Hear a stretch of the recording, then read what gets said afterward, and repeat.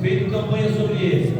Mas a história de Ezequiel, ela começa no exílio da Babilônia, no cativo, o povo cativeiro. E a história dele começa, no princípio e no reinado de rei Joaquim, o qual é levantado em Israel como rei. E nesse momento, Nabucodonosor, ele é levantado como rei da Babilônia, um rei que é muito imperativo, que da parte de Deus era vara de conselho, o qual foi dito pela vida do profeta Jeremias, qual Deus pergunta a Jeremias: o que tu vês, Jeremias? Eu vejo uma panela de pressão apontada do norte. Essa panela de pressão apontada do norte significava a chegada de Nabucodonosor a Jerusalém.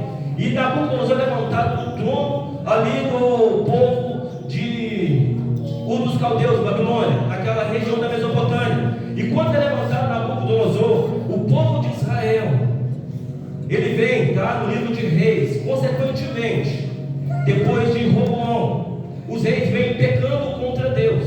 Levanta um rei bom, um rei ruim, um rei bom, um rei ruim. E neste momento, o qual chega o limite de Deus para o povo de Israel, Deus levanta Nabucodonosor para chegar até Jerusalém. Primeiro Deus, ele assola as 10 tribos, levando o cativo. E por último, Deus vai até as 2 tribos, Benjamim e Judá, o qual o nosso irmão amado profeta Ezequiel, antes de chegar no cativo, ele era um sacerdote, que alguns estudiosos eruditos dizem que ele tinha na fase de 17 a 25 anos, quando estava em Jerusalém. E o período de cativeiro, do povo de Israel foi mais ou menos 70 anos na Babilônia.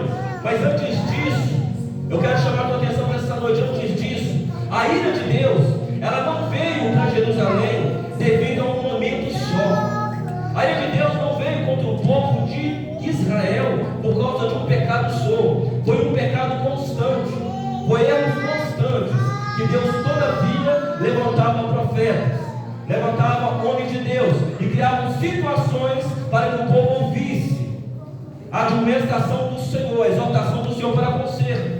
E o povo não consertava, até que o governador Bruno, de Deus permitir um exército assírio invadir Jerusalém, levar um povo cativo. E ali houve a mistura dos samaritanos com os judeus, o qual nós sabemos que falou no capítulo 4 de João sobre a mulher samaritana, que ela questiona: como sendo tu judeu, conversa comigo, sendo eu uma samaritana? Ali é uma divisão. Mas entende uma coisa, meu irmão: depois que Nabucodonosor veio para Jerusalém, leva o povo cativo, ele leva reis, sacerdotes, ele leva ali alguns príncipes, alguns jovens, não pobres, não doentes, mas aqueles que eram saudáveis. Mas ele entra em Jerusalém, pastor Emerson, e destrói o templo, destrói Jerusalém. E eu, meditando nesse texto e tentando entender algumas coisas, eu percebi que o pecado não estava no templo, que o pecado não estava na terra chamada Jerusalém. O pecado estava no povo que habitava em Jerusalém. O pecado estava no povo que habitava dentro do templo. Por isso que Deus vai e destrói o templo em Jerusalém. E nessa destruição do templo em Jerusalém, Nabucodonosor leva os homens cativos para a Babilônia, e entre eles leva Ezequiel. Mas antes dessa levada, Daniel, ele é levado para o primeiro cativeiro, e depois Ezequiel é levado. Sabemos eu e você, querido, que o cativeiro da Babilônia dura 70 anos. Mas entende uma coisa: no cativeiro, você nunca será esquecido por Deus. Aleluia. No cativeiro não é lugar para a tua destruição. O cativeiro nem sempre é para trazer sobre você uma destruição. Porque quando Deus leva o povo cativo para a Babilônia, Deus levanta Jeremias e envia uma carta aos cativos da Babilônia. Porque quando eles chegam na Babilônia, eles perdem a esperança, eles perdem o desejo de adorar, eles perdem a vontade de buscar, eles perdem a fé, porque eles chegam até a pendurar as suas harpas, os seus instrumentos no salgueiro, eles chegam até a entregar o seu ministério na beira daquele rio Quebar. Mesmo ele se entristecido, Deus manda uma carta para ele: vocês ficarão aqui por algum tempo. Foi o que o pastor nos disse aqui: o tempo está chegando no final. Tudo para Deus fazer é um tempo determinado, mas o tempo para o povo de Israel era 70 anos, tinha que ser cumprido. E Deus fala através dessa carta para os homens que estavam em Jerusalém: ficai aí, plantai aí, construí casas aí, dá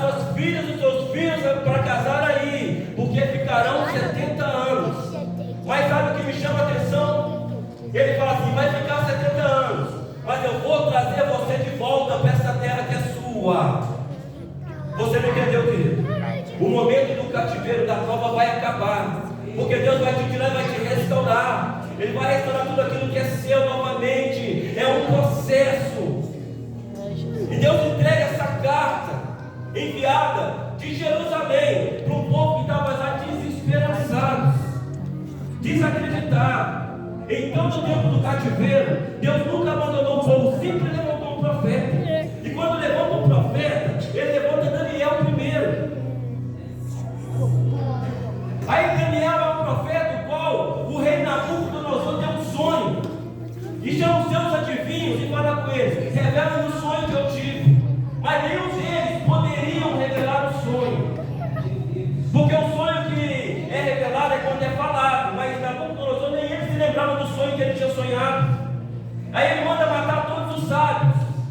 E Daniel, junto com seus amigos Sadraque, Mesaque e Abednego, dentro da Babilônia, eles chamam um ao outro e vão para oração e falam com o rei: me dê essa noite, porque amanhã eu virei até o Senhor, mas eu entrarei em oração, porque o Deus do céu Todo-Poderoso, Ele vai me revelar o sonho. E desta maneira Daniel se aproxima até Nabucodonosor, e o sonho de Nabucodonosor é revelado. Qual o sonho que é, pastor? É uma estátua gigante, aonde havia uma cabeça, aonde havia pés de ferro, aonde havia um peitoral de ouro, um cinturão, o qual os pés de ferro era molhado no barro, e qual saía uma rocha e destruía essa estátua. E quando Daniel, que significa Deus é meu juiz, é levantado, é dito ali para Nabucodonosor, ele é levado um dos mais sábios da Babilônia. E nesse período, meu irmão, minha irmã, Ezequiel é levado. Alguns estudiosos dizem que Ezequiel ele morava à beira do rio Quebar. Por isso que o Salmo 137, o salmista diz que eles penduraram os seus instrumentos no salgueiro. E aqueles que levavam eles cativos pediram para ele: canta um cântico agora ao seu Deus. O cântico de Sião é na hora da prova, que você tem que mostrar que tem um Deus na sua vida, é levar a voz a Ele, e gritar a Ele, e cantar a Ele. E nessa hora eles disseram assim: nossos instrumentos estão colocados nos salgueiros, eles estão zombando de nós, porque não há cântico nos meus lábios, mas no meu coração, ai de mim se me esquecer de ti, Jerusalém. Ai de mim se me esquecer de ti, Jerusalém. Antes que meu braço direito, a minha mão direita, ela mire e perca a sua destreza, e minha língua seque no céu da boca, eu não me esquecerei de ti. Ele estava dizendo: pode zombar de mim, mas tem um lugar que é chamado Jerusalém, que de lá eu não me esqueço. Eu tenho uma nação, eu sou um povo escolhido, eu sou alguém que o meu Deus, mesmo no cativeiro, Ele olha por mim. E a palavra diz que Daniel, ele é levado aos sábios. Nesse período, Ezequiel chega na Babilônia. Ezequiel é qual eu e você sabemos, o qual Deus, ele vai dar umas visões para Ezequiel. Mas Ezequiel começa o seu ministério aos 30 anos de idade, não como sacerdote. É incrível que pareça, um homem chamado para ser sacerdote, mas não exerce o ofício de sacerdote. Jeremias foi chamado para ser sacerdote, mas não exerceu o ministério sacerdotal. Entenda uma coisa, querido: nem tudo aquilo que parece ser bom aos teus olhos não vai ser agradável aos olhos de Deus. Nem tudo aquilo que você pensa que você é, não é aquilo que Deus quer que você seja. E aí? Meu Deus. Talvez Deus quer que você exerça um ministério diferente. Talvez você está focado tanto no diaconato, mas Deus quer que você seja um servo. Talvez está preocupado tanto em pregar a palavra, Deus só quer que você ame. Talvez está preocupado tanto em pregar com o pastor Alessandro, e Deus quer que você só põe um copo d'água aqui para ele tomar. Meu Deus.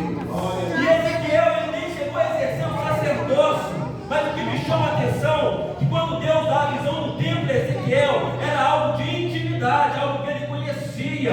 Quando mostra as portas do norte, mostra os átrios, mostra os lugares de Ezequiel, era lugar onde Ezequiel tinha intimidade, sem exercer o ministério. Ezequiel, ele conhecia o lugar da santidade de Deus.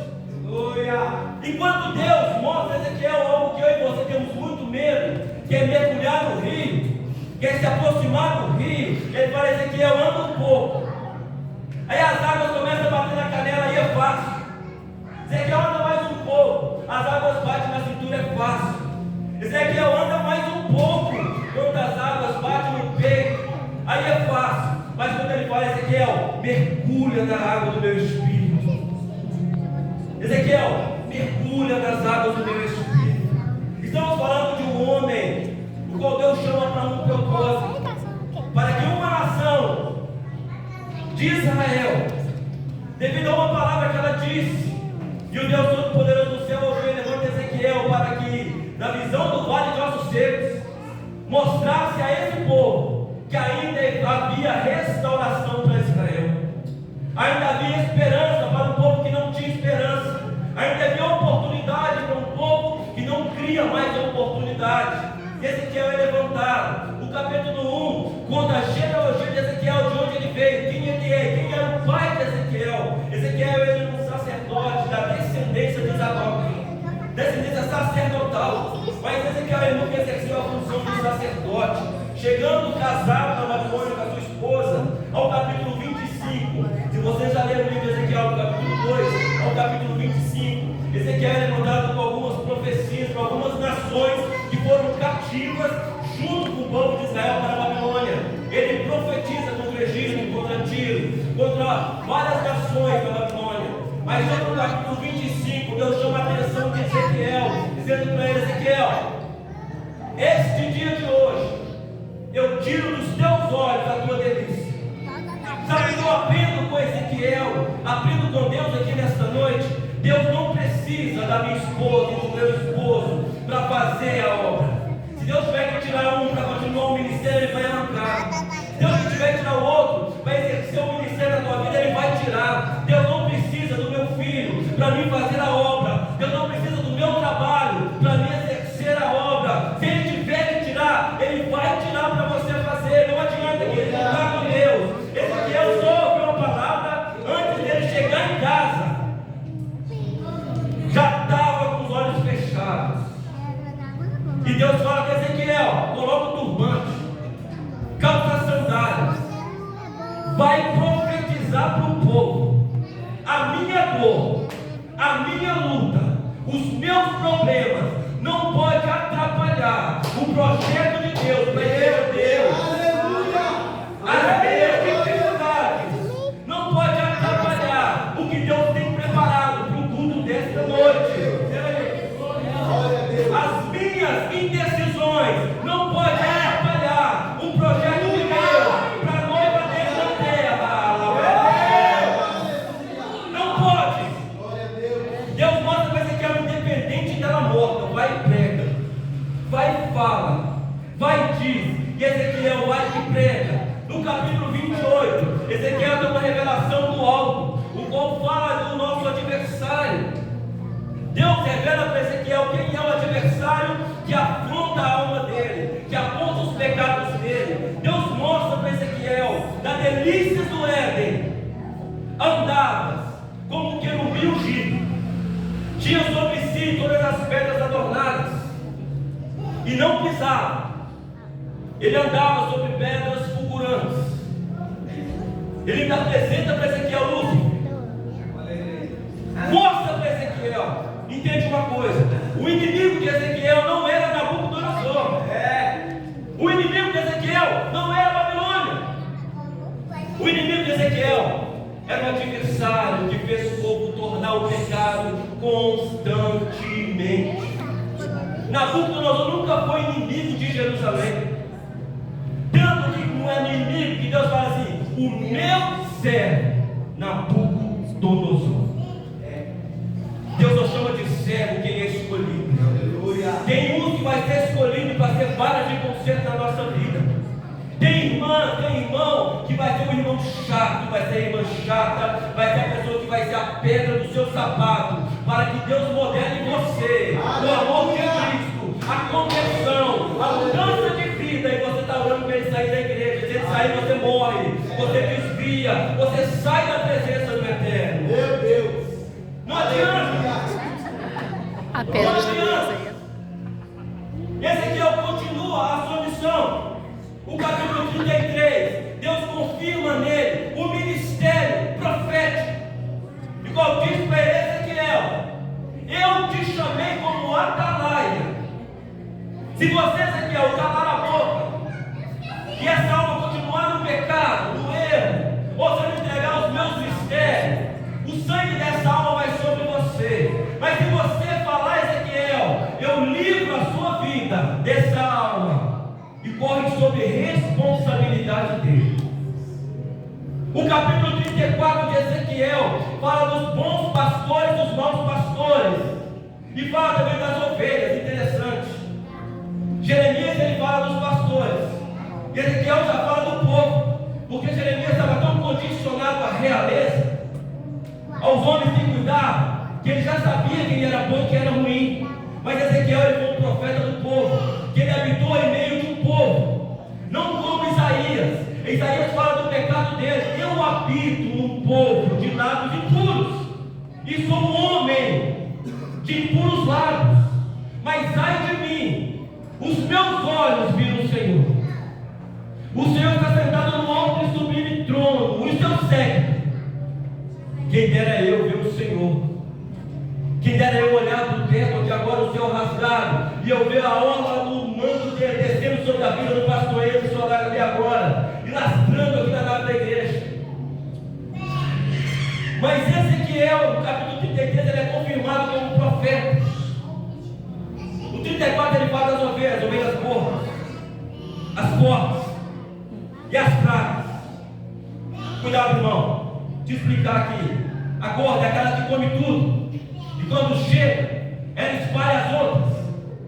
A forte é aquela que quando o rebanho está andando, ela sai passando e sai machucando todo mundo. A fraca é aquela que quase não consegue andar, porque a gorda comeu tudo. A forte não deixou ela alimentar. Mas sabe o que me chama a atenção, cooperador Bruno? Na igreja de Cristo levantam muitos pastores para querer julgar as ovelhas. Mas Ezequiel fala assim: eu cuidarei das minhas ovelhas. Delas eu cuidarei. Da ovelha, da gorda, eu tratarei com ela. Da forte, eu também vou quebrar ela. Mas da fraca, eu vou pôr ela no meu arregaço e vou curar, vou sarar. Talvez você está olhando nessa noite para alguém e está vendo: por que Deus opera na vida de fulano? Por que Deus faz na vida de fulano? Talvez ela é a ovelha fraca, que Deus está tratando, está cuidando, está trazendo sobre ela o cuidado de Deus. E no capítulo 35 e 36, já é o prefácio. No capítulo 37, o livro de Ezequiel é um livro de muitas visões, mas de poucos momentos de Ezequiel profetizando de lados para o povo. Se você for perceber e tentar compreender, é um livro meio escatológico, com muitas figuras. A primeira figura que a gente não compreende é quando ele fala do trono, uma roda que roda dentro da roda, que roda dentro da roda, mas movimentava o trono, e sobre o trono havia um arco, o mesmo arco que ele fala com o homem, aleluia, lá no capítulo 9 de Gênesis: Noé, hoje eu ponho o meu arco no céu para fazer uma aliança com a humanidade. Ezequiel ele pode contemplar a aliança de Deus com os homens, e eu e você podemos contemplar a aliança dos homens com Deus em momento nenhum, que nós não temos condição de fazer aliança com Deus, mas Deus no Calvário, ele fez uma aliança de sangue comigo e com você, uma aliança inquebrável na cruz do Calvário. Aleluia! Meu Deus! Aí, meu querido, o profeta Ezequiel, no capítulo 36, e tem várias profecias de Ezequiel, uma que eu gosto muito, quando ele fala no capítulo 16 de Jerusalém. Ele foi em Jerusalém como uma recém-nascida, uma criança que foi tirada do ventre, ensanguentada, que o próprio Deus ele cuida, limpa o sangue dela, dá ela de comer, de alimentar. Só que ela vira uma jovem bela, maravilhosa, e quando ela vê essa jovem maravilhosa e bela, ela se perverte, ela abandona, ela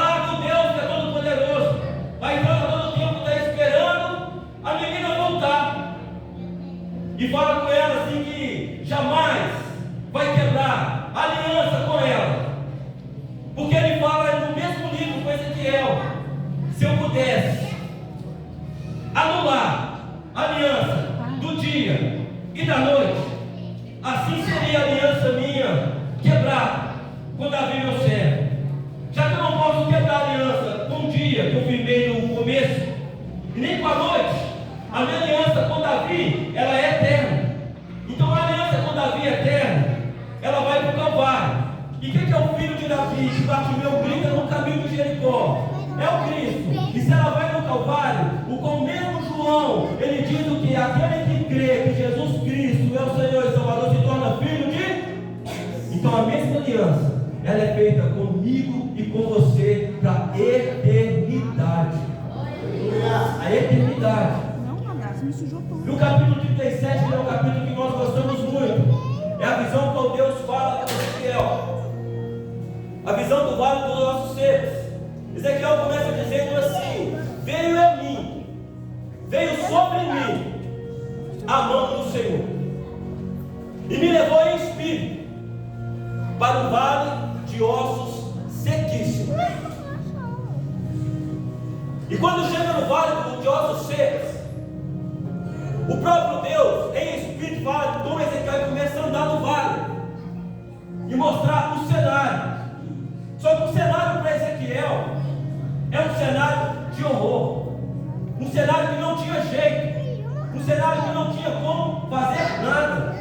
E nessa noite nós vemos um profeta, ele profetizando, num cenário onde não tem como profetizar.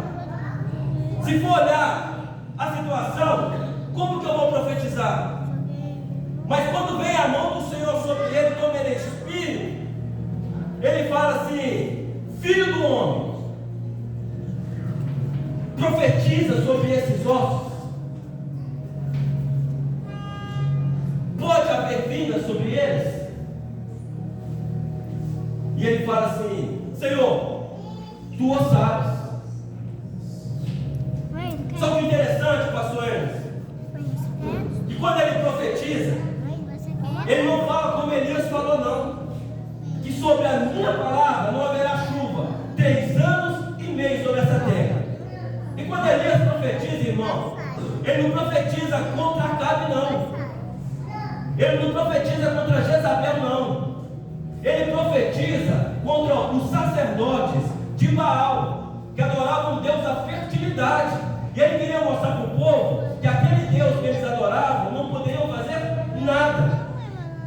Mas quando Ezequiel vai profetizar, ele olha para o cenário, para a situação.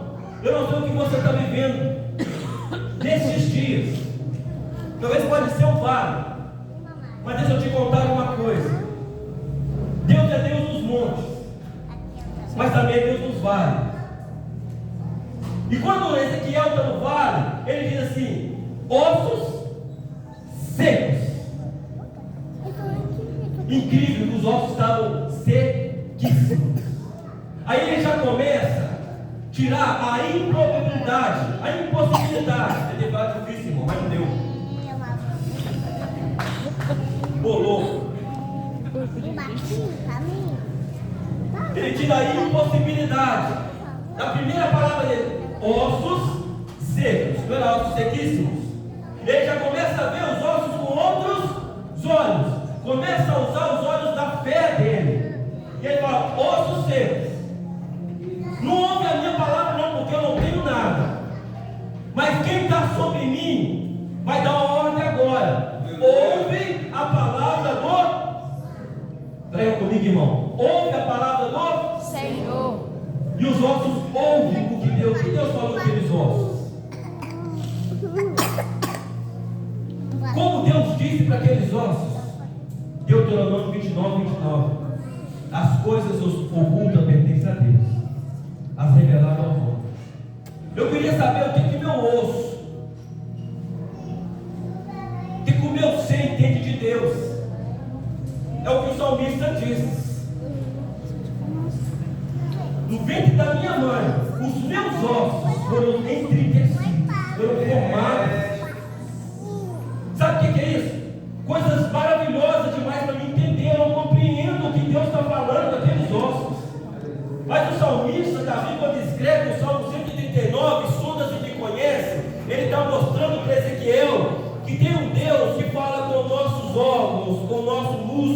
com o nosso nervo, com a nossa via respiratória.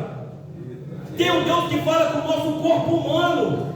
Porque ele fala com Ezequiel: eu vou pegar o coração de pedra e transformar ele em coração de carne.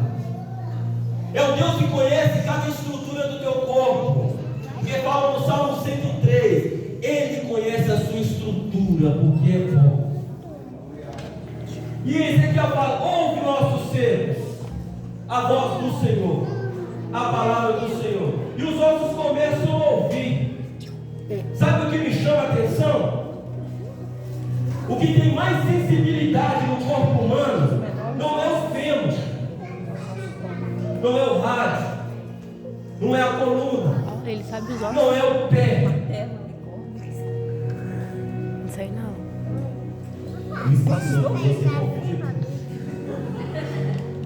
Jeová, faz a memória. É o do ouvido. Tímpano é o nervo. É o do ouvido. É um ossinho pequeno. Aí, tá falando esses dias, começa com O. Tá, coisa da ponta da língua. Língua pegada. Strip. Moroso. Ó, se entende uma coisa. Talvez você está olhando para o maior nessa noite. Acho que ele está ouvindo muito a voz de Deus. Mas talvez é o menorzinho, o mais sensível, que está escutando Deus falar no coração dele nessa noite. Até liga, Quando né, a mãe? gente Do se ouvido. exalta, Deus nos abate. Mas quando a gente se humilha, Deus nos exalta.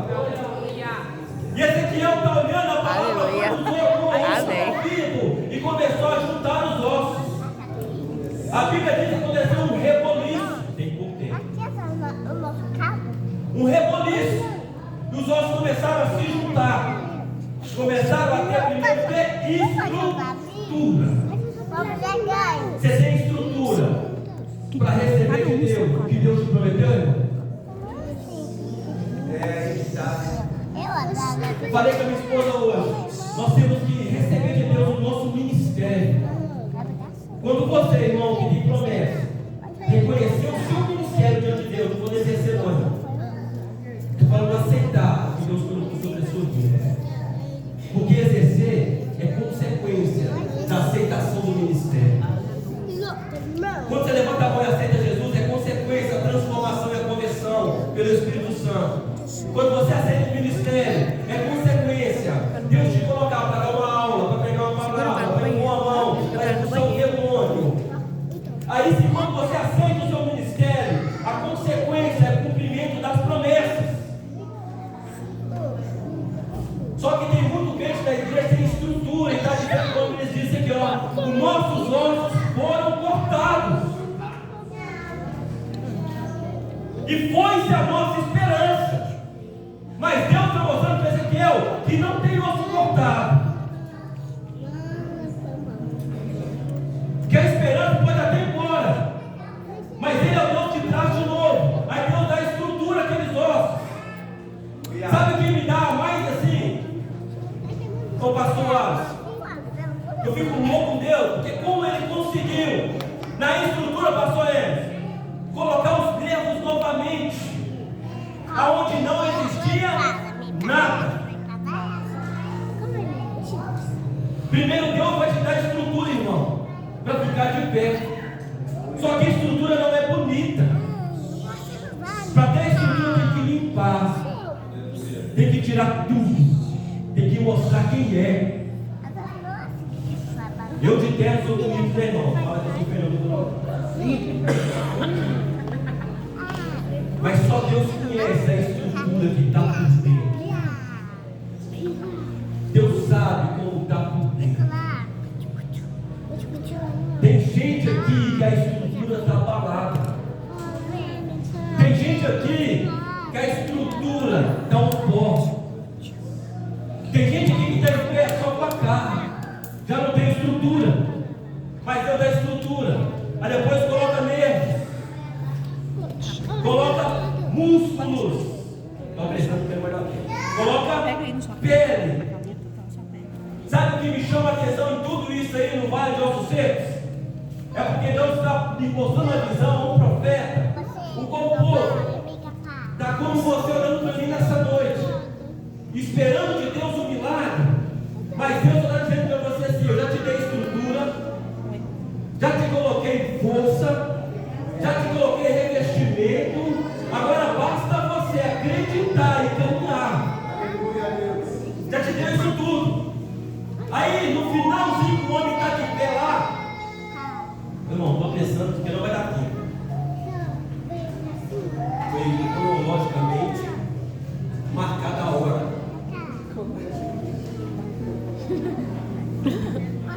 Só que me chama a atenção é que quando está de pé, irmão, Ô mãe, é muito bonito. mãe, Quando está tá tirando levantado, porta Michel. é perfeito.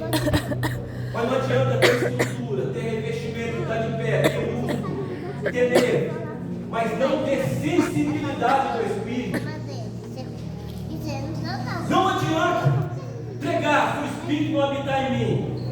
Não adianta vir para a IBF se o Espírito não habitar em mim na IBF.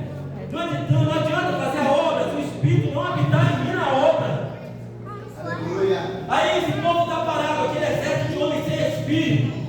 E Deus fala para Ezequiel: profetiza de novo para o Espírito. Ele profetiza, o Espírito entra naqueles homens. Aqueles homens, eles eram cheios, e Deus coloca a vida neles.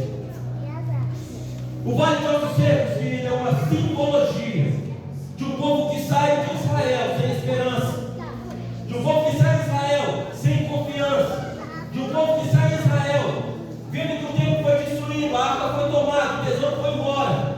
Mas eles esqueceram de uma coisa: que Deus não está condicionado a Israel. Deus não está preso no templo que foi destruído de Salomão. Deus não está preso no ministério sacerdotal de Asaf, do sacerdote que ele habitava. Mas Deus estava no trono sentado com uma boa palavra liberada para aquele povo no cativeiro. Que ele diz assim: eu vencei os pensamentos que tenho de vós. É pensamento de paz, de dar o futuro que vocês querem. Deus, ele manda uma carta aos cativeiros no momento de menos que eles tinham esperança, e torna a trazer esperança novamente quando dá a visão a Ezequiel. E Ezequiel profetiza, e no capítulo 37, no versículo 11, ele fala assim com o povo. Aí Ezequiel está profetizando com o povo: filho do homem, diz para esse povo, porque eles estão dizendo que os ossos deles estão cortados, que a esperança deles foi embora. Mas fala com eles assim: que eu arrancarei eles de dentro das sepulturas, que eu levantarei eles, colocarei eles de pé, e colocarei dentro deles o meu espírito, colocarei dentro deles vida, e darei para eles tudo aquilo que eu prometi para eles. Eles estão no cativeiro agora, mas eu vou tornar. Deus fala duas vezes com o povo: eu vou tornar a trazer eles novamente para a terra. Que é só um tempo, é só um momento. Deus, ele conhece a sua estrutura e seu limite. Ele sabe a sua falta de esperança e a falta de fé. E nessa noite ele está dizendo: eu quero te restaurar. Aleluia. Eu quero te restaurar de dentro para fora, começar pela sua estrutura. Depois eu quero restaurar onde você tem sensibilidade. Depois eu quero restaurar onde tem revestimento por fora. Depois eu quero trazer sobre você o que você tinha, o meu espírito. Eu quero trazer novamente em você uma esperança, uma comunhão. Não é porque está no cativeiro que Deus abandonou. Não é porque tem um período de 70 anos que Deus vai deixar de operar. Não é porque você foi levado e o tempo foi destruído que Deus ainda não opera, não fala, não diz. E a Bíblia diz assim, querido, vou ler para me encerrar. Eu tenho que falar mais coisas, mas não vai dar tempo. E ele fala assim para me encerrar: portanto, profetiza e diz: assim diz o Senhor Jeová: eis que eu abrirei as vossas sepulturas e vos farei sair das vossas sepulturas. Ele está dizendo que é um bando de morto, levanta, ó povo meu, e vos trarei a terra de Israel, e sabereis que eu sou o Senhor. Eu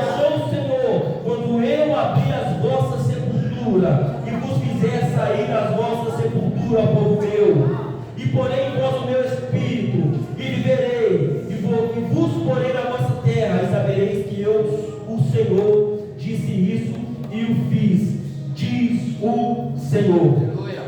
Para me encerrar, você tem uma palavra de promessa sobre a sua vida. Deus está dizendo para você nessa noite: creia que Ele está te dando estrutura, que Ele está te restaurando, que Ele está te arrancando do cenário de escuridão, de trevas, de dor, de luto, que você já olha e não vê que não acontece nada. Ele está te arrancando daí